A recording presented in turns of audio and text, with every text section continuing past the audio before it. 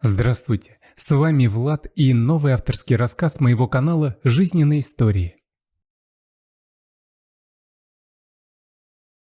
Сергей смотрел на врача и просто не понимал, что он сейчас должен сказать. Говорить не хотелось. Хотелось и выть. Мы перепробовали все.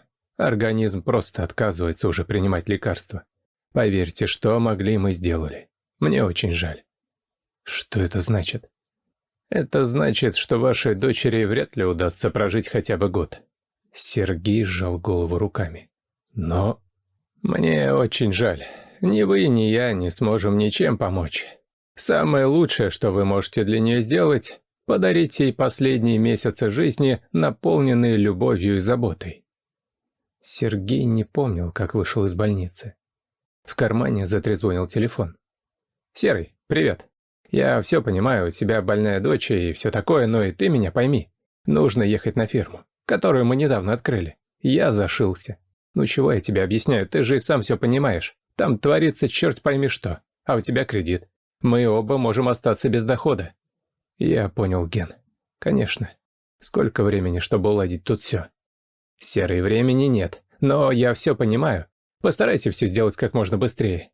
Понял. Он отключился и чуть не заорал. Но почему все вот так? Все одно к одному.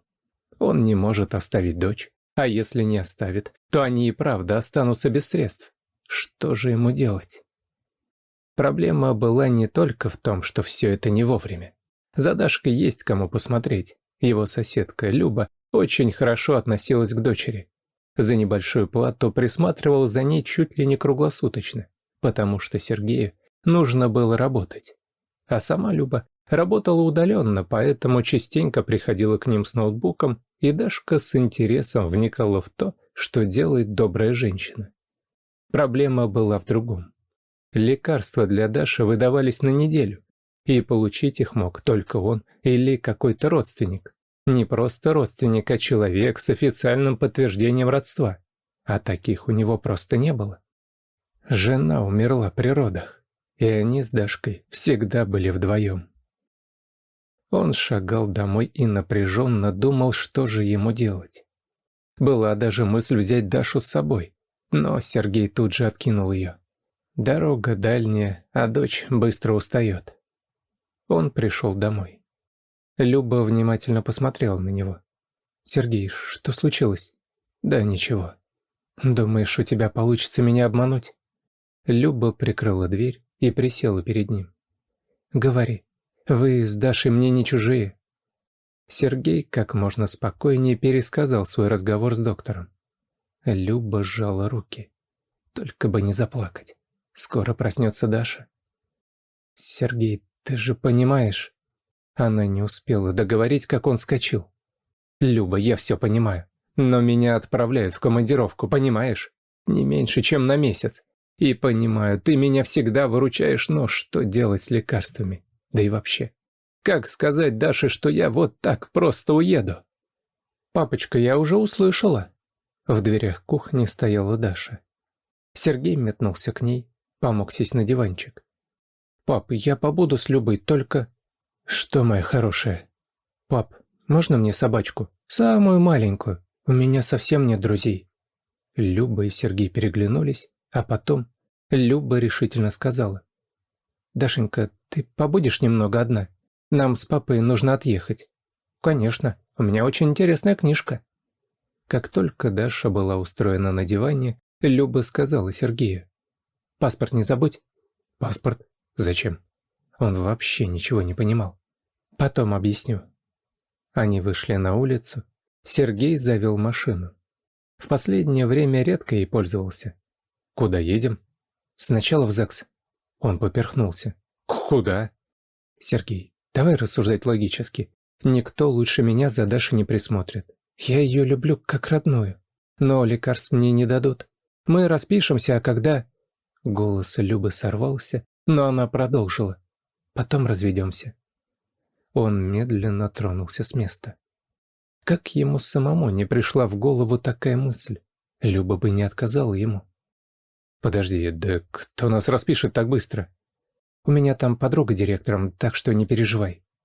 Через час они были мужем и женой. А теперь в приют. В какой приют?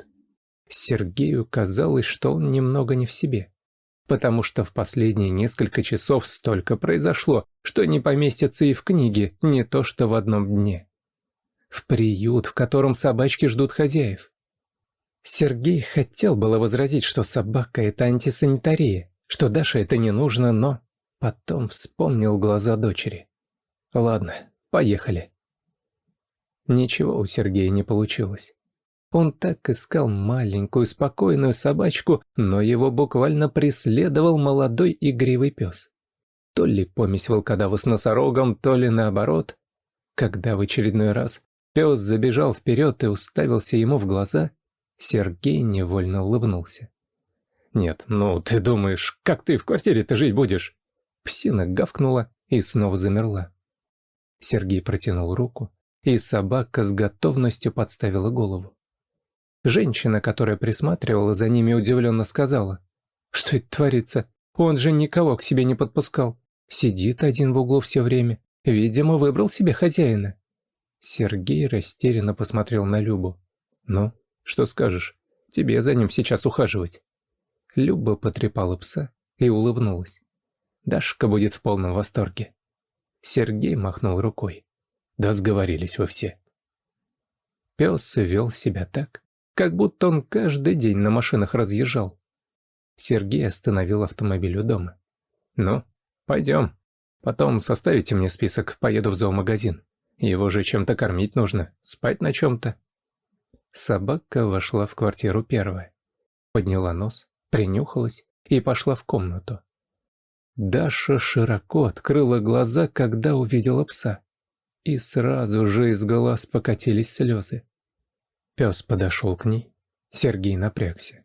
Но Люба положила руку на его плечо. «Тише, тише». А собака лизнула Дашу в лицо, положила голову ей на колени. Девочка гладила большую голову и плакала. «Ты хороший, красивый. Мы с тобой будем друзьями. Я тебя буду очень любить». Сергей выскочил из комнаты. Тут же закрылся в ванной, чтобы никто не видел и не слышал, как он плачет. Через час веселая Даша протянула ему список. «Папуль, вот это нужно купить». Он заглянул в список. Чем больше читал, тем больше его брови лезли вверх. «Витамины? Откуда ты все это знаешь?» Список был внушительный. «Папуль, я всегда верила в то, что когда-нибудь у меня будет собака, поэтому готовилась. Книжки читала, у Любы в ноутбуке смотрела, пока она готовила. Я много про собак знаю». Пес с аппетитом уплетал суп, который перед ним поставила Люба. Видно было, что собака старалась, но миска была маленькой, и брызги все равно разлетались. Люба озабоченно сказала: «Нужна миска». Даша тут же ответила: «Я написала папе и размеры, и подставку». Люба и Сергей переглянулись. Когда он вернулся, то вообще не понял, что происходит в доме. Из ванны доносился шум, а главное – веселый смех Даши. Он не слышал, чтобы она смеялась уже примерно год. Сергей осторожно заглянул в ванну. Там сидел пес и клацал зубами, пытаясь поймать мыльные пузыри. Люба мыла его, а Даша хохотала каждый раз, когда огромные клыки издавали такой звук. «А что это у вас тут?» Никто и бровью не повел. Только пес смотрел на него грустными глазами. Сергей сам невольно улыбнулся. «Мужайся, друг. Людям вообще приходится каждый день мыться». Пес так вздохнул, что и Люба не выдержала, рассмеялась. Вечером, когда Даша спала в своей постели, а Джек, именно так она назвала друга, минуя все коврики, купленные для него, растянулся на полу рядом, Люба и Сергей сидели на кухне. Сергей достал бутылку вина. «Ну что, Люб, отметим нашу свадьбу?» Она улыбнулась. «Мы в суматохе забыли сказать Даше, что поженились. А ведь и правда. Ну, завтра скажем. На сегодня хватит ей потрясений. Тебе когда уезжать?» Он пожал плечами. «Как только справлюсь тут, сразу и поеду». «Тогда езжай. Сам знаешь, чем раньше вернешься, тем лучше. А сейчас Даша будет полностью занята Джеком. Хоть время не так долго в разлуке тянуться будет. Наверное, ты права. Люб, там в шкатулке деньги. Пользуйся, покупай все, что нужно. Он невесело усмехнулся. Глупо как-то звучит. Ты же все-таки моя жена. Она положила руку на его руку. Сергей, что бы ни говорили врачи, нужно надеяться на лучшее. Они же так и не поставили толком диагноза. Да, Люба. Он с удивлением смотрел на ее пальцы. Такие тонкие пальцы. Изящные, раньше бы сказали. Красивый маникюр. Не длинные и страшные ногти, как сейчас в моде, а маленькие, розовые. А ведь Люба моложе его на 3 года. Почему-то он никогда не смотрел на нее, как на женщину. «Сергей, что с тобой? Ты так смотришь на меня, будто первый раз видишь». «Слушай, так и есть. Люб, а почему ты не замужем? Ты же молодая, красивая». Люба убрала руку. «Давай-ка спать ложиться». Она быстро выскользнула за порог. Сергей слышал, как закрылась входная дверь. Джек процокал туда, потом снова вернулся к постели Даши. На следующий день он уезжал. Сердце болело, хотелось плакать, но ехать было нужно. Генка обрадовался как ненормальный. «Серый, ты человек! Молодец! Я понимаю, чего тебе стоит эта поездка. Будем надеяться, что ты быстро порядки наведешь». Сергей звонил домой не каждый день. Иногда настолько выматывался, что собирался звонить, а уже ночь. Даша разговаривала бодро. Каждый день рассказывала ему истории про Джека. Сергей улыбался, слушая, как щебечет дочь. Люба говорила с ним не больше минуты, и только по делу. Почему-то Сергея очень волновал ее голос. Он понимал, что это ерунда, они ведь 1000 лет знакомы. Просто Люба помогает ему. А какой-то противный голос все время говорил. А чего она замуж не вышла? Чтобы помогать? Вот на это у него ответа не было. Командировка продлилась месяц и неделю. Сергей мчал домой так, будто выступал на ралли. Наконец, подъехал к знакомому повороту и резко затормозил. Да так, что сзади засигналили машины. Он смотрел в сторону площадки для выгула собак. Медленно припарковался, почти не глядя на дорогу. То, что он там увидел, его повергло в полный шок. На лавочке сидела Люба, в ее руках была книга. По траве носился Джек. Его прыжки напоминали прыжки пантеры. Пес громко лаял, и вообще ему было весело. Но весело было не только ему. Рядом с ним носилась Даша. Именно носилась, это нельзя было назвать по-другому. Девочка, которая месяц назад с трудом могла дойти до кухни, бегала рядом с собакой. Сергей потер глаза, ущипнул себя. Вытащил телефон, позвонил Любе. Он видел, как она взяла трубку. «Да?»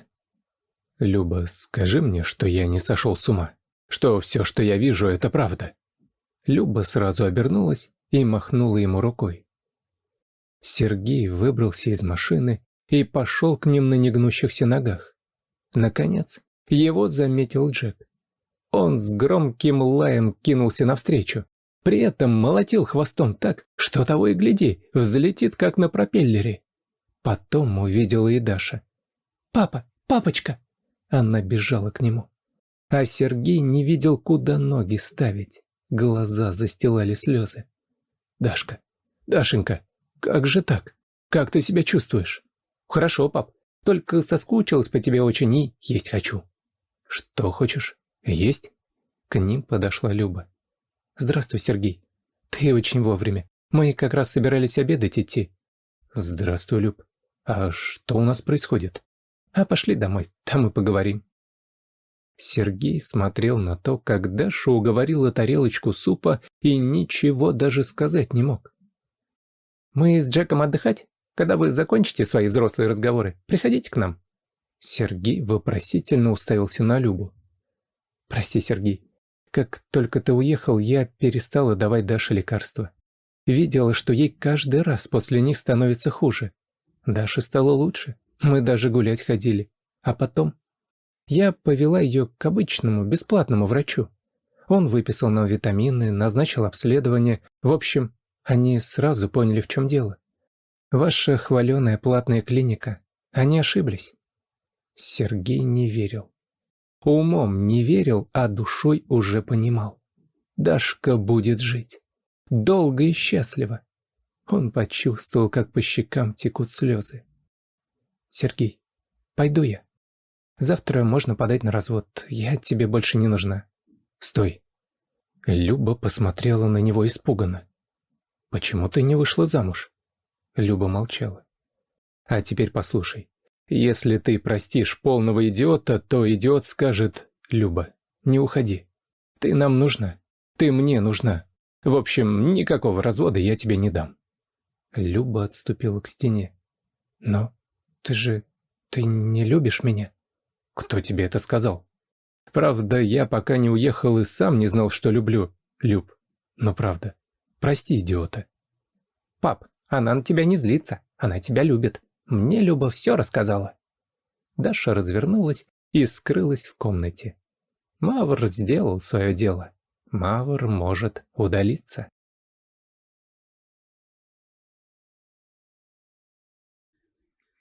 Если вам понравился рассказ, просьба поддержать меня кнопкой палец вверх. Для вас всего один клик, но для меня это очень важно. Спасибо. All right, everyone's presentations are done. Nick, the manager, said as he tried to move the discussion forward. Excuse me, I haven't. I recently found out something. Nick interrupted me and began to speak. There's apparently someone in this department who didn't graduate high school and is just a part-timer. Meetings should be for employees only. Absolutely right. His lackey, Mike, of course, agreed with Nick. I'm leaving. After leaving the meeting room, I started to shut down my computer. I noticed that an email had arrived, not in my personal inbox, but in the company's shared email. Thinking, there's no point in speaking up, no one will listen, I went home quietly. The next day, I heard a commotion from Nick's desk. He was staring at his computer screen, his face pale. Nick! Is something wrong? Mike looked at the screen with him. And he turned even paler than Nick. Why is he so angry? Knowing the reason for Mike's distress, I thought to myself, serves them right. My name is Adam. My mother passed away when I was in the 9th grade, and I was raised by my father. Well, you could hardly call it being raised. After my mother passed, my father changed. He drowned his sorrows in alcohol, and though he still went to work, he squandered our living expenses on horse racing. Because of that, I had to start working part-time as soon as I entered high school. Every month, I went to the convenience store with bills in hand that couldn't be auto-deducted from my father's account. Even though I endured it because I didn't want to be alone, I reached my limit in my second year of high school and dropped out. I found a live-in job at a distant inn. Thank you for everything. The day I left home, my father, still staring at the TV, spoke. Take care. That was our last conversation. Back then, 18 wasn't the age of majority, so I needed my father's permission to work, and I couldn't hide my place of employment.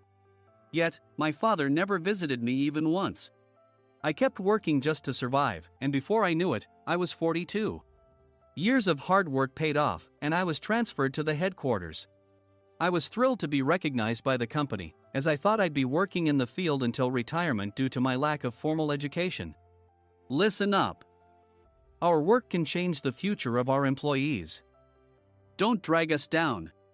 On my first day after the transfer, Nick, dressed in an expensive suit, spoke sternly. There was a reason for this. Our inn was located in a prominent tourist destination, known so well that everyone in the state could sing its commercial jingle. At its peak, we had 5 locations within the state. But that was long ago. Due to financial difficulties and aging facilities, only the place where I had worked for many years and the original establishment remained. I was prepared to lose my job anytime, but now there was a glimmer of hope.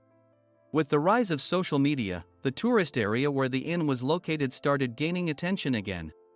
Depending on how hard the sales department, where I was transferred, worked, we could either thrive or be forced to give up this prime location to the new hotel chains continuously popping up. For Nick, who had switched careers from another industry to strengthen our sales, this was a battle he couldn't afford to lose. I understood why he had to be strict. I will do my best. Nick sneered at my enthusiastic declaration. Did you not hear what I said? I'm sorry. I thought I was listening carefully.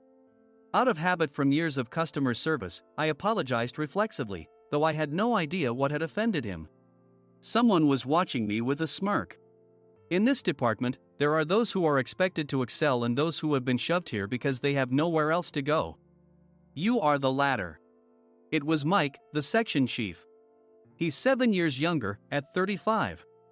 But he was called to headquarters much earlier than I was and had been moving around within the headquarters ever since. I'm not jealous, but I can't accept that he's my boss. Graduating from a prestigious university, he has an unusually high pride and caused many problems as a newbie, making things very difficult for me when I was the front desk leader. When I found out Mike was transferred to the sales department a month before me, I was disheartened. Mike is right. With just a middle school diploma, there's not much you can do. Don't even think about achieving results. As if I didn't exist, Nick remarked, I'm thirsty. Mike eagerly ran to the coffee maker. It seems Mike is Nick's lackey. I regretted being happy about my transfer to headquarters, wishing I had stayed on site forever. Send a direct mail to every company on this list by the end of the day. Nick only assigned me tasks that even a new graduate could handle. What? There are over 1,000 companies. You want me to send to all of them by today? Yes, if you and your fellow misfits split the work, even those with nowhere else to go should finish by today. I glanced at the employees typing away expressionlessly.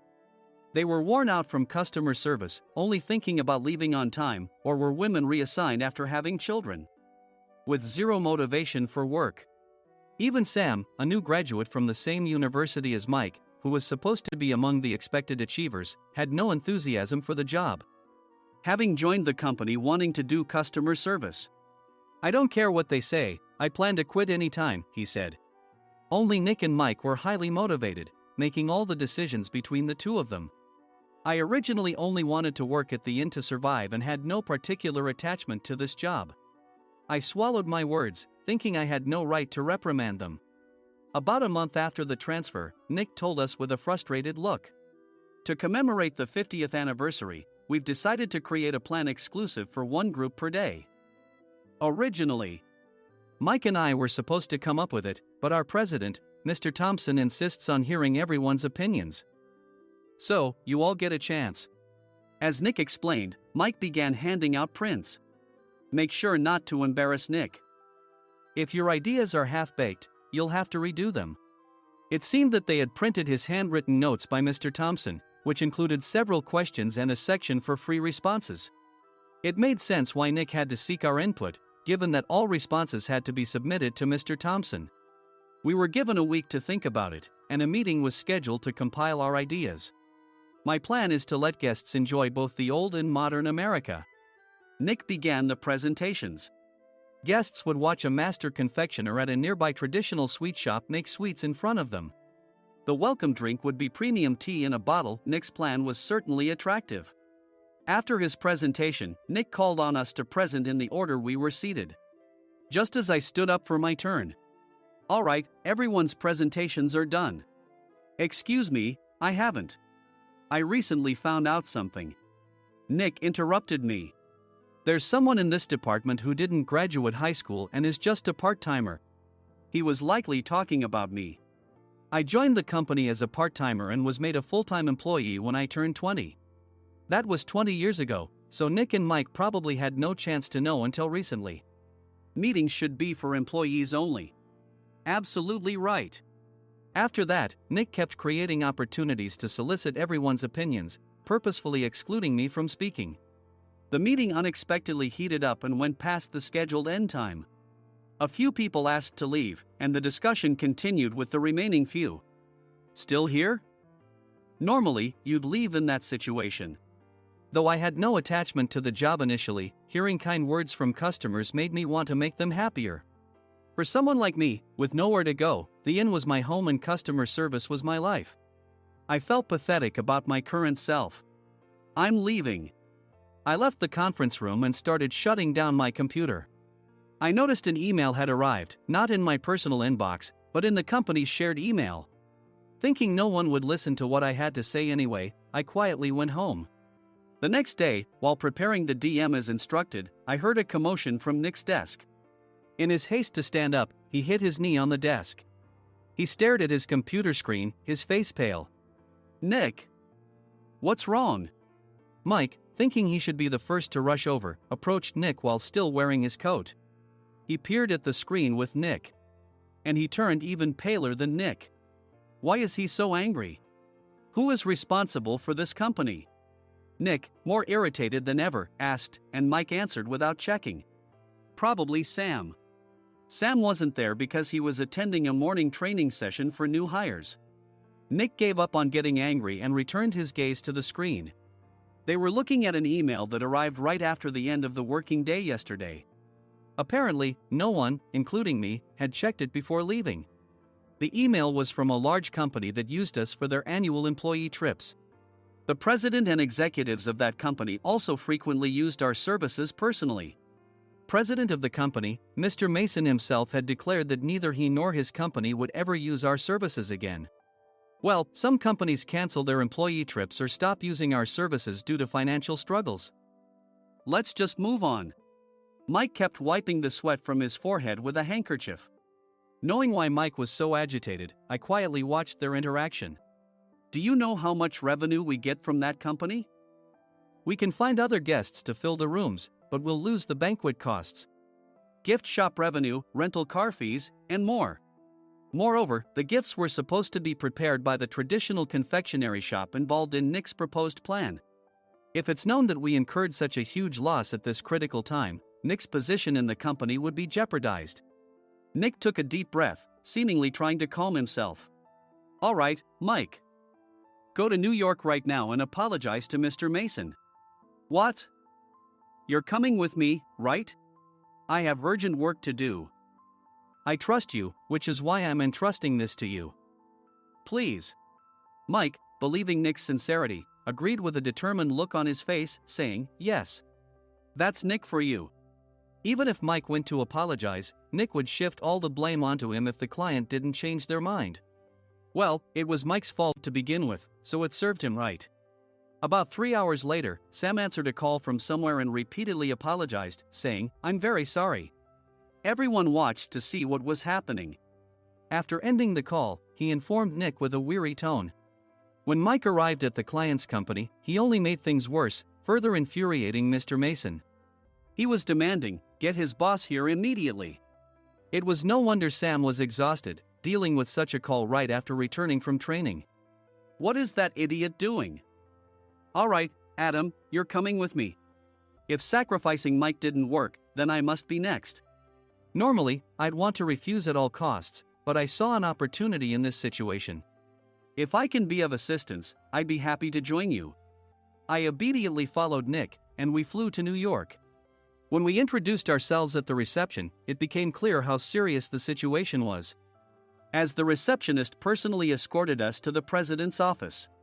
Angry voices leaked through the door, making both Nick and me uneasy. Excuse me. I'm Nick, the supervisor. I understand my subordinate has caused you trouble, and I deeply apologize. Nick, with his experience in the corporate world, knew enough to offer an apology before excuses. However, his customer service skills left much to be desired. I sighed as I saw Mike trembling like a small dog in the corner of the room. What kind of training are you giving your subordinates? Mr. Mason glared at Nick with a red face. The intensity of his gaze made even Nick take a step back. Regrettably, I joined this company only 2 years ago and was unaware of Mike's issues. I should have identified his shortcomings sooner. Indeed. I should have realized sooner. No sensible person would come to apologize and then give a lengthy presentation on the drawbacks of not using their inn. Nick froze, his mouth slightly open. Suspecting the worst, I picked up the documents that had fallen to the floor. It seemed Mike hastily prepared these documents on the plane, listing the disadvantages. Disadvantage 1: if you change the venue for the company trip, employees might suspect it's for cost-cutting reasons, leading to a negative impression. Reading it aloud half-jokingly, Nick snatched the papers from my hand and checked the contents with a furious expression. Among the stack of documents was a receipt from a nearby convenience store's copy machine. I felt a pang of dread, hoping he hadn't shown the receipt as well. What do you think he said when I asked what kind of nerve he had to do this? I'm very sorry. Faced with the dire situation, Nick must have thought there was nothing left to do but apologize. In a voice smaller than I'd ever heard from him, he uttered words of apology. He said, "I'm a Harvard graduate. I don't believe I said anything wrong." Mike! What have you done? Forgetting his plan to pin the blame on Mike, Nick yelled loudly, even in front of Mr. Mason. "I didn't do anything wrong." "You're still saying that? Look at him." Mike pointed at me with a shaking hand. "I was assigned to headquarters in my 20s and now I'm a section chief. This guy only made it to headquarters at 42. Everything I've done proves I was right. So why are we losing the contract?" Having said his piece, Mike collapsed to the floor. "Of course. You were sent there because you had nowhere else to go." Mike never expected to hear such words from someone he looked down upon. He lunged at me, and Nick hurriedly stepped in to stop him. "Mr. Thompson told me Mike is a quick thinker, and to take good care of him." There's no way he was pushed aside. "Don't make things worse here. He didn't say quick thinker, he said only quick-witted, didn't he?" I don't remember that part." I recalled the many troubles Mike caused when he was a newbie. When Mike was on the front line, his pride was so high that he never apologized to customers. Customer service, especially in our job, doesn't work alone. It brings both good and bad situations. If the front staff or housekeepers made mistakes, or the cleaning company didn't properly clean a room, one had to apologize to the customers regardless of personal fault. Mike, in such situations, would never apologize, insisting he wasn't at fault. This often angered customers, and as the front desk leader, I frequently had to apologize on his behalf. He caused complaints and disrupted operations, which is why he was quickly moved to headquarters. In departments where he didn't interact directly with customers, his quick thinking was beneficial and things went well. But it seemed his flaws were starting to show. Corporate reservations are supposed to be entered into the system by the sales representative. But a quick check yesterday revealed that more than 10 items were missing from the client's reservation. The handover document clearly stated what needed to be prepared. Why didn't you enter it into the system? Why do we have to give them special treatment? Filling rooms near the banquet hall, setting up all the food in advance. Specifying the brand of wine, they're too demanding. No wonder he always angered customers, I thought, feeling a headache coming on. Grouping them in rooms near the banquet hall is for our benefit too. It makes it easier for the staff to set up beds and serve breakfast since everyone's schedule is synchronized. As for the other requests, Mr. Mason suggested them to lighten our load. I didn't know that. Nick finally seemed to realize that Mike was the one who had angered the client. What did you say to them? I just told them we wouldn't give them special treatment anymore. We shouldn't waste effort on things that don't bring in money. I was utterly exasperated at his lack of understanding of customer service. Of course, we shouldn't comply with unreasonable demands. But carrying over successful practices from past stays makes customers feel remembered and enhances their experience. Good memories encourage repeat visits. That's part of our job. I looked down at Mike, who was sitting on the floor. In our job, nothing is a waste. Mr. Thompson likely moved you to the sales department, hoping you'd finally understand this. How do you think he feels now that you failed to meet his expectations? Mike, tears in his eyes, fled the president's office. I was amazed he still hadn't apologized. You have it tough, Adam. It's okay, we're all employees of the same company. I deeply apologize for this disrespectful incident. Especially after all the care you've shown us. If it weren't for you, Adam, I really would have stopped staying here. When I heard you were moving to the sales department, I was willing to reconsider if you handled it. Seeing us talk so amicably, Nick's face contorted. Do you two know each other? Adam's service is excellent. I always requested him specifically. Normally, we don't accept specific staff requests, but we made an exception for Mr. Mason, adjusting my shifts accordingly. He had personally stayed at our hotel just before my transfer, and during casual conversation, I mentioned, "I'm moving to the sales department soon." If I hadn't told him then, things could have been much worse. "Please continue to take care of us. I look forward to it." On the return flight, Nick awkwardly offered me a can of beer. It's still working hours. Of course, I had no intention of forgiving him for a single beer. Nick might try to pin everything on Mike and avoid any consequences. While pondering this, a startling fact came to light. "Nick, the tea bottles for the plan have arrived." I handed Nick a bottle labeled with our inn's name. "They look good." "What are you talking about?" "These are plastic bottles. I had assumed we would use the trendy, high-end bottling tea. But what arrived were ordinary plastic bottles of tea with customized labels. The only unique aspect was the label, which had the inn's name, making it look customized. Upon further investigation, I discovered that a substantial amount of money was set to be paid to the tea company. It was priced like bottling tea. Does this plastic bottle really cost $100 each? The tea inside is specially blended for us. The extra cost is for that. Wouldn't it be better to use another tea company? Or is there a specific reason we must use this one?" As Nick continued to make excuses, I showed him a printed email. I informed the tea company's president, Mr. Mitchell, that we discovered irregular payments and he confessed. He said you two were high school classmates and planned to split the extra money. That idiot. Why did he confess? That's not important. You should worry about yourself. This could turn into a police matter. Opening the bottle cap, I suggested. How about calming down with this tea? It supposedly has a relaxing effect. Nick drank the tea frantically. In the following days, decisions were made about their fates. Mike was reassigned to the General Affairs Department, with no chance of transfer or promotion, as per Mr. Thompson's orders. As for Nick, since the payment to the tea company hadn't yet been made, he narrowly avoided legal trouble. Instead, he was encouraged to leave the company, and to avoid further complications, Nick submitted his resignation. Rumor has it that connections between HR departments have made it difficult for him to find new employment.